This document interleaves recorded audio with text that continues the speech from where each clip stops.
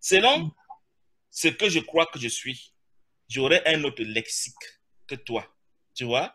Donc, la vie, la mort, le corps n'auront pas les mêmes significations pour toi et pour moi. Donc, si tu es un corps, effectivement, tu es peut-être ici pour manger et mourir. Mais si tu n'es pas un corps, comme le cours amiral le dit, alors pour toi, le corps n'existe même pas. Et si le corps n'existe pas, il ne peut même pas mourir parce qu'il ne compte pour rien. Donc, c'est tout simplement une question de définition. Si, euh, selon, selon ce pour qui tu te prends et où tu crois que tu es, tu auras vraiment un lexique différent. C'est pour ça que, selon le référentiel de chacun de nous, on ne pourra pas débattre ensemble, on ne pourra pas discuter ensemble parce que le contenu que je donne au mot sera différent du contenu que toi tu donnes au mot. Donc, quelqu'un qui n'est pas ici, qui est au ciel, qui est le Christ, n'est pas venu pour mourir parce que la mort n'existait même pas pour lui. Le monde n'existait même pas pour lui. Donc, la vie pour lui, c'est au ciel et ici, c'est un rêve. Mais celui qui est ici, il va dire, j'ai réussi ma vie. Et quand il dans le corps, son corps meurt, on dit, il est mort. Et bien, pour quelqu'un qui est au ciel, quand on dit quelqu'un est mort, il ne comprend pas de quoi on parle. Donc, c'est normal que tu aies pensé ainsi selon ce que tu croyais ou selon ce que tu crois, mais ne pense jamais que ton regard sur le monde est universel. Ne demande jamais d'une manière générique, qu'est-ce que nous faisons ici? Demande-toi, qui suis-je? Où suis-je? Qu'est-ce que je veux et qu'est-ce que je fais ici? Tu auras des réponses personnelles à toi et non pas des réponses génériques à tout l'univers. Une autre question, pourquoi je n'ai pas l'impression de contrôler mes rêves? Parce que quand je rêve dans la nuit même, je n'ai pas au préalable, je ne sais pas au préalable ce qui va se passer. Mhm, Je subis le rêve dans la nuit mhm, comme étant un personnage alors que c'est moi qui rêve. mhm, C'est-à-dire, je ne sais pas ce qui va arriver à l'instant T égale à 3 mhm, dans mon rêve. mhm. Et quand je rêve en journée, c'est pareil, je subis aussi. Pourquoi, étant le créateur du rêve, je subis le rêve? C'est ça. C'est un artifice de l'ego. C'est-à-dire que si, tu vois, quand nous venons, quand parlons de quelqu'un qui croit qu'il n'est pas ici et qu'il est au ciel, mais qui vient quand même apparemment, pourquoi? Parce qu'il croit encore inconsciemment à la séparation. Dès l'instant où tu ne crois que la séparation, tu ne peux plus t'incarner, tu ne viens plus apparemment sur la terre. Mais parce que nous croyons à la séparation, nous croyons que nous venons ici. En venant donc ici, nous connaissons les tenants et les aboutissants de pourquoi nous venons ici. C'est-à-dire que nous savons que si je fais telle chose, ça aura telle conséquence, et si je fais telle chose autre, ça aura telle conséquence. Mais cette histoire n'est qu'un film. Et si je connais le film à l'avance, il n'aura aucun intérêt pour moi. Donc le principe que je me suis fixé pour venir voir mon film est de dire, même comme j'en suis le réalisateur, je vais feindre de l'avoir oublié pour le découvrir à nouveau afin qu'il soit palpitant, excitant et intéressant. C'est pour ça que nous avons choisi avec l'ego d'oublier au moment de visionner le film pour le rendre intéressant. Et du coup, en l'oubliant, nous avons même oublié les choix qu'on s'était proposé de faire selon les situations. Si bien qu'arrivé ici, on commence à faire des choix plus ou moins au hasard parce qu'on a oublié les tenants, les aboutissants, les conséquences des choix que nous pouvons faire. Et le rêve de nuit n'est qu'une image du rêve de jour. Donc, c'est le même principe qui s'applique, seulement que c'est la forme du rêve qui diffère. Quand je rêve de nuit, j'oublie que je rêve, je crois vraiment que c'est ma réalité, et puis je découvre l'histoire alors que le rêve de nuit n'est en rien différent du rêve du jour. Et je l'avais aussi programmé, je l'avais prévu, et je savais ce qui allait se passer, mais quand le rêve arrive, je fais semblant d'avoir oublié. C'est l'occasion de te dire, qu'il y a des gens quand même qui savent reconnaître qu'ils sont en train de rêver, ce qu'on appelle les rêves lucides. C'est-à-dire que la personne est en train de rêver et elle sait qu'elle est en train de rêver. Et dans ce cas, cette personne se permet tout ce qu'elle veut. C'est ce qui nous arrive aussi quand on s'éveille, même si on n'est pas encore illuminé, quand on est conduit par le Saint-Esprit, dit le cours en miracle, on finit par connaître les conséquences de nos actes et poser des actes judicieux, prendre des décisions judicieuses en connaissance de cause. Donc, si tu as l'impression de ne pas savoir ce qui va se passer au temps T plus 3, c'est parce que tu n'écoutes pas le Saint-Esprit. Le cours en miracle dit que si tu te confies vraiment au Saint-Esprit de tout ton cœur, en toute confiance et sans doute et sans peur, tu auras l'impression d'anticiper, tu connaîtras à l'avance pourquoi et comment les choses vont se passer. Mais nous sommes soit trop fiers pour avoir la patience de l'écouter, soit trop patients. En tous les cas, nous écoutons très peu le Saint-Esprit et du coup, nous marchons à l'aveuglette comme tu l'as constaté. Mais si on l'écoutait, il nous rappellerait pourquoi nous avons choisi ce que nous avons choisi et où est-ce que nous allons et il nous conduirait à bon port. Si on l'écoutait, on se réveillerait en une seule vie. Pourquoi on n'est pas encore réveillé? C'est parce qu'on n'écoute pas le Saint-Esprit et que nous jouons des dieux, nous jouons des souverains, nous jouons des connaisseurs alors que nous sommes des fous qui s'ignorent. Comment arriver à aimer son prochain C'est ça.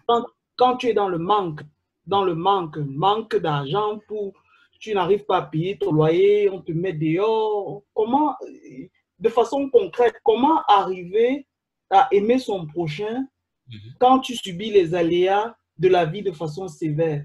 Merci, mon frère Wilfried. Tu viens de parler un charabia normal pour un être qui ne sait pas de quoi il parle. Tu as dit, le concret, c'est quoi? Le concret dépend de l'univers auquel j'appartiens. L'amour, c'est quoi? L'amour dépend de l'univers auquel j'appartiens. Les aléas, c'est quoi? Les aléas dépendent de l'univers auquel j'appartiens. Chaque mot que tu as utilisé a une définition différente selon le référentiel.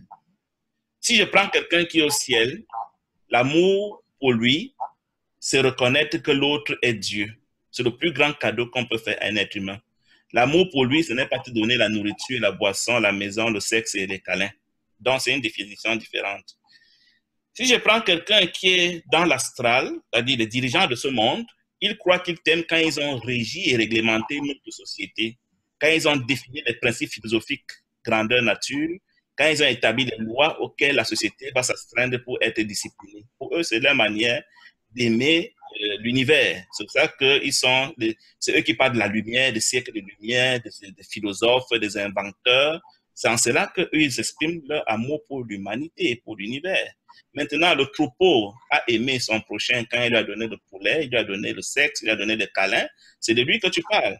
Mais si tu es incapable d'atteindre tes buts en tant que membre du troupeau, tu pourras que constater que tu as raté ta vie. Et puis tu ne pourras que constater que ta vie, comme ils disent, est loupée. Donc, ton concept d'amour n'est pas universel.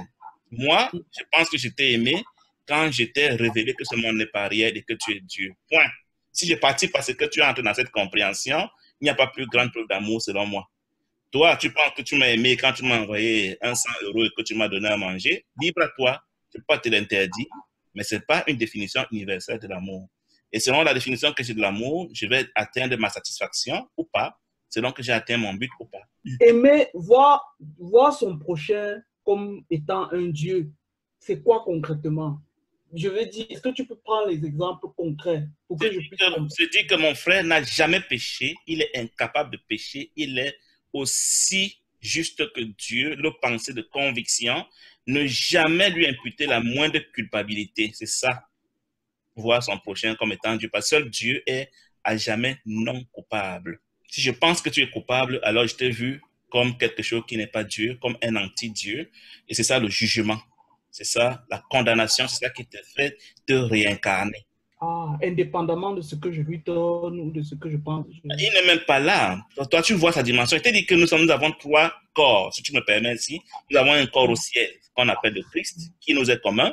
Ce n'est que lui que moi j'ai envie de voir en toi. Maintenant, il y a un corps dans l'astral qu'on appelle le moi ou la conscience d'individualité, que certains voient et sur lequel certains agissent, ceux qui gouvernent ce monde. Et puis il y a le corps physique, que pour moi qui n'existe pas, mais qui pour toi peut exister. Donc chacun sait dans le niveau dans lequel il opère et peut donc savoir en quoi il pense qu'il a réussi sa vie ou il n'a pas réussi. C'est vraiment la différenciation qu'il faut faire. Il ne peut faire l'amalgame et croire que ton référentiel est universel. Non, on n'a pas forcément le même référentiel. Tu nous vois dans la rue là, on ne pense pas les mêmes choses, on ne voit pas la même chose, on n'a pas les mêmes buts. Tout ce qu'on a de commun, c'est une morphologie apparemment commune, mais qui n'est pas notre réalité à nous aussi. Pour toi, le corps, c'est ta réalité et que manger est ta faim, c'est un choix. Mais pour d'autres, c'est le pouvoir. Pour d'autres, c'est d'inventer. Pour d'autres, c'est améliorer la condition de l'humanité. Et pour un autre, c'est rappeler à l'humanité que ce monde n'est pas réel et que nous sommes des dieux qui s'ignorent. Il est temps qu'on s'éveille à cette connaissance. J'ai dit, le court emploi, prendre conscience de ce que tu n'es pas ici. Tu vois, bon, c'est un peu, bon, quand on utilise le même mot, j'ai des difficultés. Il me faut beaucoup de temps pour saisir ce qu'il veut dire. Le mot, alors que conscient. Non, prendre conscience, c'est connaître. C'est tout simplement, c'est un synonyme connaître. Connaître que. Oui. Ouais, mais après, il va dire que c'est la conscience qui est le problème. Prendre conscience est une expression, ce n'est pas la conscience. Prendre conscience, c'est connaître. C'est juste une formulation de connaître. Si ça te gêne, chaque fois que tu vas prendre conscience, remplace ça par connaître. Et le tout sera joué. Mais comme je t'ai dit souvent, le cours n'a pas de définition arrêtée des mots. Les mots ont souvent un sens contextuel. Je prends le cas de l'ego, qui un temps est la pensée de la séparation, mais un temps sera ton esprit conscient, un temps sera même ton moi, un temps, pourquoi pas, serait carrément le subconscient. Donc, selon le contexte du texte, tu pourras rapprocher le sens du mot à ce que tu es en train de voir. Il y a un mot qui est assez troublant, comme le mot miracle. Dans le cours, le mot miracle, le mot perception, dit en même temps le processus et l'effet.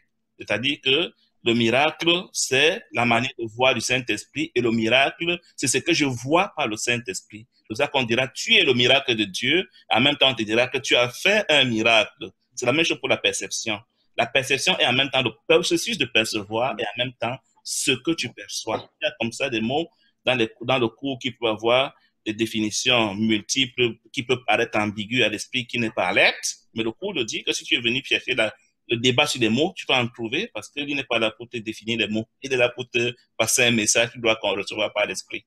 C'est une des raisons pour laquelle plusieurs ne comprennent pas le cours, parce qu'on se fige sur une définition d'un mot, et quand le mot change un peu de sens, il y a un débat qui a cours sur Internet ou qui avait cours sur Dieu a-t-il un fils ou plusieurs fils? Pourquoi dit-il parfois les fils de Dieu? Et les gens ont dit, mais pourquoi il peut dire les fils alors qu'il a dit qu'il a un seul fils? Donc, c'est des choses qui demandent un peu de l'aide du Saint-Esprit, un peu de compréhension pour les saisir, quoi. Oui, non, ça, j'ai compris, même quand il parle de l'ego, en disant qu'il y a un seul ego, tu vois, non? C'est ça. Après, quand il parle de l'ego. Voilà, après, il va dire ton ego. Mais quand il parle de l'esprit, il dit qu'il y a un seul esprit. Après, il va dire ton esprit. Il va même dire ton pur esprit, c'est encore ça la meilleure. Il te dit même ton. Voilà, voilà. Donc, c'est à toi de faire abstraction des définitions vraiment très terre à terre pour comprendre l'esprit du mot, l'esprit de la phrase, l'esprit du message. Pouvez-vous m'expliquer une petite phrase bien petite? Vas-y, laquelle? Je suis ce que je pense de toi. Ben, puisque en fait, si tu te souviens de notre image sur le poisson, les poissons dans l'eau, le poisson dans le bocal. Tu vois? C'est le poisson qui est dans l'eau qui projette le poisson dans le bocal.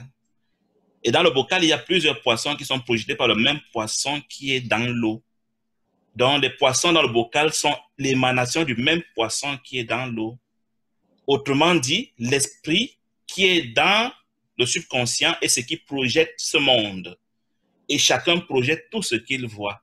Forcément, tout ce que tu vois émane de la même source, comme tous les rayons de soleil émanent du même soleil. Donc, si je vois en le poisson Dieu, le poisson du bocal, je vais enseigner à mon esprit conscient que je suis Dieu. Et si je vois en toi un corps, comme nous sommes un, forcément, j'enseigne à mon esprit inconscient, le poisson qui est dans l'eau, que je suis un corps. Donc, je me sers de toi pour connaître mon identité, parce que toi et moi, on est forcément du même univers. Je ne peux voir que ceux qui sont du même univers que moi. Si je vois des dieux, certainement, je suis dans le royaume des dieux. Si je vois des corps, je suis dans le royaume des corps. Si je vois des énergies, je suis dans le royaume des énergies. Et donc, j'ai intérêt à voir en toi ce que je voudrais devenir. Ma projection. C'est ça. C'est ta projection. Et du coup, c'est toi. Et même comme ta création sera toi, ta projection est toi. Seulement, ta création est exactement toi réellement, alors que ta projection peut apparemment ne pas être toi. Il n'en demeure pas qu'elle est toi. Bon, quand tu parlais, je me suis dit, parce que Désiré a dit qu'il y a un esprit et après des esprits, il y a l'ego, après des égos. On disait, il y a un soleil et des soleils parlant des rayons de soleil. Selon le contexte, quelqu'un peut appeler un rayon de soleil le soleil. Oui, donc quand tu parlais du poisson qui était dans l'eau, qui projetait le poisson qui est dans le bocal, et dans le bocal, il y a d'autres petits poissons, mais tous ces poissons-là forment le poisson qui est dans l'eau. C'est lui qui les a projetés. En quelque sorte. Les rayons, oui. Ça fait aussi un peu penser à Dieu qui est un seul esprit, mais qui se décale en plusieurs esprits. Et il n'y a pas que les esprits. C'est nous, c'est-à-dire que selon le courant Mira, le seul esprit est Dieu. Et tout le monde est Dieu. Et il n'y a rien en dehors de Dieu. C'est la pensée de la séparation qui nous a amenés à vouloir croire qu'il y a autre chose que Dieu au point de forcer à dire qu'il y a d'autres esprits. Donc, l'évolution, l'étudiant de cours, quand il va arriver à son terminus, devra arriver à la conscience, à la conviction de ce qu'il n'y a qu'un seul esprit, et c'est Dieu, et il n'y a rien d'autre. Le fantôme n'est pas un esprit. Toi-même, tu n'es pas un esprit à part, parce que tu n'es pas, tu es Dieu. Tu peux comparer Dieu dans notre monde à l'oxygène qui est le même dans tout l'univers, et il est partout. Donc, tu ne peux pas le distinguer. Et tout le monde est cet oxygène. On ne peut pas se séparer. C'est une image un peu très approximative, mais tu peux t'aider à comprendre ce qu'est Dieu. Ou alors encore, le Soleil, qui est apparemment le même dans notre galaxie, peu importe que tu sois en Australie ou au pôle Nord, c'est le même Soleil qui brille. C'est en cela que, et si tout le monde était dans ce Soleil, et tout le monde est ce Soleil, tu auras compris ce qu'est l'univers de Dieu, et c'est en cela que tout le monde est Dieu. Donc, cela veut dire que les multitudes d'arbres, les milliards d'arbres, les milliards d'êtres humains, les milliards du règne minéral, tous sont en train de rêver alors. Ils ne sont pas rêver, c'est toi qui les vois. Tu vois, quand tu as bu un peu d'alcool, je ne sais pas si tu as déjà bu dans ta vie, il peut t'arriver de voir 2 guis, 3 guis, alors qu'il y a un seul guis. Tu peux t'arriver de voir la terre qui tourne alors que rien ne tourne. Donc, c'est toi qui es drogué, c'est toi qui es sourd, c'est toi qui as pris des substances hallucinogènes et c'est toi qui es en train de voir des choses qui ne sont pas réelles. Tu te souviens, Wilfried, que parfois, quand tu es au village, dans nos villages africains, il n'y a pas la lumière forcément et que tu as trop peur, tu peux deviner des formes dans les arbres la nuit et tu les vois finalement. Parce que c'est ce qui est en train de t'arriver. Les arbres ne sont pas là, les voitures ne sont pas là. Tu es en train de faire des hallucinations. Tout ce que tu vois n'est pas là. Parce que tu es drogué. Parce que tu es endormi. C'est la même chose quand on dort. On voit des choses qui ne sont pas là, alors qu'on croit qu'elles sont là au point même d'avoir souvent peur d'elles. C'est ce qui nous arrive. Il n'y a rien. Le monde est vide. L'univers est vide. Il n'y a même pas d'univers. Il n'y a que le ciel. Tout ce qu'on voit là, c'est des mirages. C'est difficile. Mais vraiment... Mais après, je me rends compte que je n'ai même encore rien compris. C'est normal parce que l'ego résiste. Il dit, mais comment tu veux me défaire de mon royaume? Je suis un créateur. Qu'est-ce que tu es en train de me raconter là? Donc, tu vas lutter, tout le monde passe par là. Et puis, un jour, tu auras la paix de dire, j'abdique et je me range du côté de Dieu pour devenir l'égal de Dieu et avoir le vrai pouvoir qui vient de Dieu à la place de mon faux pouvoir qui me fait voir des illusions avec la gloire de ce que je suis créateur de rien. Papa, ça peut prendre du temps. Papa Guy, tu as dit tout ce que je vois, c'est un rêve. Même la multitude de la création, entre guillemets.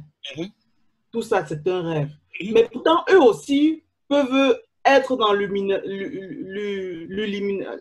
ils peuvent s'illuminer. Par exemple, celui que je vois comme par exemple ma copine ou bien un ami à moi, qui est un rêve, comment se fait-il que le rêve, comment se fait-il que quelque chose qui n'existe pas, que je vois avec mes yeux, peut arriver à l'illumination comme s'il pouvait aussi être réel, alors qu'il est irréel? C'est ça, c'est ça. En fait, c'est que la division qui a été inspirée par l'ego quand Christ est au ciel et qu'il rêve. La première division, c'était de fabriquer des consciences individuelles. C'est-à-dire que dans le subconscient, on n'est plus un, on est déjà plusieurs consciences de l'individualité. C'est la première division, la conscience de l'individualité qui fait qu'il y a eu plusieurs individualités qui ont été manifestées dans le subconscient. Donc, tu n'es pas le seul poisson dans le subconscient, il y a plusieurs autres qui chacun se croit particulier et séparé. C'est pour ça que tu verras que les gens qui font des sorties, les gens de mort imminente, quand ils vont dans le subconscient, ils ne sont pas un avec ce qu'ils voient, mais ils voient leur grand-père, ils voient la grand-mère, ils voient leurs amis, ils voient les stars, parce qu'ils ne sont pas un. Ce n'est pas possible au ciel. Au ciel, on ne sait plus distinguer le grand-père de la grand-mère. Donc, si quelqu'un te dit qu'il a fait une sortie astrale, ou bien une mort imminente et qu'il a vu les hommes, il a vu les femmes, il a vu l'enfer, il n'était pas au ciel, il était dans le subconscient, qui est son propre subconscient. Et le cours te fait comprendre que dans le subconscient, il y a un film géant qui couvre toute l'histoire de l'humanité depuis qu'on a quitté le ciel jusqu'au jour où on rentrera. Chaque fois que tu veux t'incarner, tu veux naître dans le ventre d'une femme, tu coupes une section de ce film, tu dis, voilà le film que je vais aller voir. Et dans ce film, il y a un bonhomme qui va jouer à Wilfried, qui va s'appeler Wilfried, et que je veux prendre pour moi. Toi qui parles, c'est le poisson qui est dans l'eau. Tu balances ton film dans le bocal, le film commence à se dérouler, et puis tu vois ton poisson qui interagit avec d'autres poissons dans l'eau qui ont choisi des sections du film qui interfèrent avec la tienne. Donc, si ma section du film interfère avec la tienne, il y aura des séquences qu'on va jouer ensemble, là où les deux sections se croisent. Là où elles ne se croisent pas, on ne sera pas ensemble. Donc, chacun est en train de voir son propre film avec des interférents potentiels de ceux qui ont choisi les mêmes séquences qui se croisent avec la sienne. C'est de ça qu'il s'agit. Okay. N'empêche que ce que je vois de toi est une projection de moi dans ma section de mon film à moi, même si toi, tu me vois aussi dans ta section de ton film à toi que tu t'es choisi. Et dans notre séquence commune, on a convenu qu'aujourd'hui, on allait avoir cet échange, mais après, les séquences ne seront plus communes, ça pourra faire 2, 3 ans, 10 ans, sans qu'il n'y ait plus jamais de croisement. C'est en cela que, quand j'épouse quelqu'un, c'est que on avait choisi les séquences telles que, il y a une phase de nos films où on jouait les conjoints. Et on est vraiment ce conjoint, ça n'empêche que chacun a son film.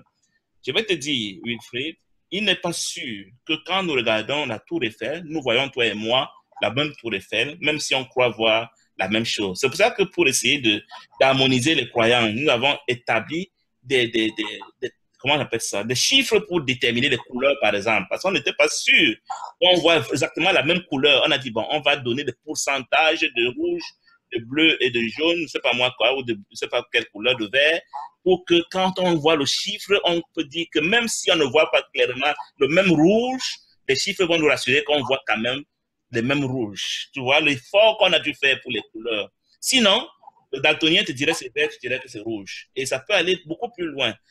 La manière pour moi de voir la Tour Eiffel dépend de mon histoire avec la Tour Eiffel. Si j'avais fait une chute à la Tour Eiffel, je la verrais différemment de toi qui a grandi en France et l'autre qui est venu seulement comme un touriste pour la découvrir une seule fois. Quand tu as souvent été agressé dans un endroit, tu vois cet endroit-là différemment de ceux qui n'ont jamais été agressés dans cet endroit. Quand pour toi, une maison est hantée, tu la vois différemment de ceux pour qui la maison n'a aucun problème. Donc, souvent, notre perception est fonction de l'histoire que nous avons avec ce que nous percevons. Ma manière de voir ma femme n'est pas ta manière de la voir. Tu vas la voir angélique, alors que moi, connaissant notre histoire commune, je vais te dire que non, il y a des cornes cachées quelque part. Donc, c'est pas parce qu'on voit apparemment la même chose qu'on voit vraiment la même chose. Pour te dire que le film n'est pas forcément le même, même si on croit percevoir la même chose. C'est pour ça que tu verras que dans une maison, un dit, j'ai vu quelque chose, l'autre dit, non, il n'y a rien, je n'ai rien vu, c'est impossible, tu rêves. Alors qu'on est dans la même maison. Parce que chacun a son film. Si dans mon film, j'avais prévu de voir des choses qui font peur et que toi, tu n'as pas prévu cela, on n'aura pas la même appréciation de ce que nous ressentons. Et l'illuminé alors, Papa Guy, il n'a plus le droit donc de faire les enfants parce que faire les enfants, c'est entrer dans le rêve. Si quelqu'un est illuminé, est-ce qu'il peut encore se marier? Est-ce qu'il peut encore avoir des enfants? Les besoins individuels dépendent de qui je crois être. Si tu demandes à un lion d'être le roi du Canada ou de la reine d'Angleterre, il va dire, mais de quoi tu parles? Souvent, les gens qui parlent avec les morts croient parler avec les morts, mais ils parlent avec n'importe quoi. Parce que le mort n'a plus les mêmes besoins, la même perception que ce qu'il avait quand il était de ce côté. Tu es consulté mort, tu dis, papa, toi qui es mort, tu as laissé 10 milliards à la banque, on fait comment?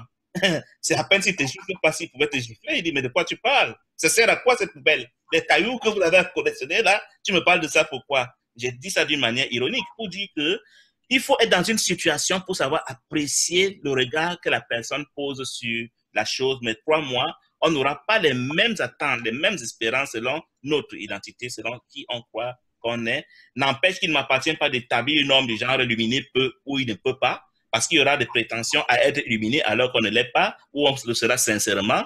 Chacun a son cursus, chacun a son film. Il n'y a pas de normes établies par rapport à ça. On peut faire des observations générales. Un illuminé, c'est quelqu'un qui est l'égal de Dieu. C'est quelqu'un qui connaît tout. C'est quelqu'un qui connaît que ce monde n'est pas réel. C'est quelqu'un qui connaît que le corps n'est pas là. Et si le corps n'est pas là, parce que lui, il n'a même plus mal, il n'a même plus de douleur physique, c'est-à-dire qu'il peut avoir la maladie, il peut avoir le machin, mais il ne sent plus la douleur. Son corps, le corps est un peu comparable au drapeau d'un pays. C'est-à-dire que tu peux avoir le pays qu'on appelle le Canada, et tu as son drapeau. Le fait de planter le drapeau du Canada en France ne fait pas que le Canada s'est déplacé en France. Non, le corps est à jamais le drapeau de l'esprit qui, lui, est au ciel. Mais je vois mal un illuminé allant se confondre encore à son drapeau, alors que lui, il est au ciel. Donc, ces questions que tu poses, c'est vraiment des questions de quelqu'un qui croit que l'illuminé va s'accrocher encore à ce drapeau. Donc, la folie, c'est de croire que le drapeau, c'est moi, alors que l'illuminé sait que le drapeau n'existe même pas, il n'est pas lui, il ne sert à rien. Et c'est les drapeaux qui font le sexe, c'est les drapeaux qui font des enfants, c'est les drapeaux qui croient qu'ils sont ici. Est-ce que tu vas attendre, comme je disais, est-ce que tu vas demander à un lion de vouloir être la reine d'Angleterre? Il va te rire au nez. Le corps n'est pas réel. Il ne faut pas croire que l'illuminé, lui, ce corps, souvent, ça ne lui dit absolument rien. C'est pour ça que dans le cours, on ne parle pratiquement pas du corps, ce n'est pour dire que c'est la star du rêve. C'est le corps, c'est pour le corps qu'on fait tout, alors que le corps n'est pas là. Le corps te dit que le corps ne réfléchit même pas, le corps ne pense même pas, le cerveau ne sert à rien. Mais nous, dans notre rêve, on croit que le cerveau, c'est ce qui résonne, c'est ce qui produit même la conscience pour certains scientifiques. C'est le cerveau qui produit la conscience, c'est le summum de la folie. Wilfried. Oh, merci beaucoup pour les réponses. C'est moi qui te remercie pour les questions, mon frère Wilfried. Je vous souhaite une bonne journée et au plaisir. À la prochaine. Bye. Bye. À la prochaine.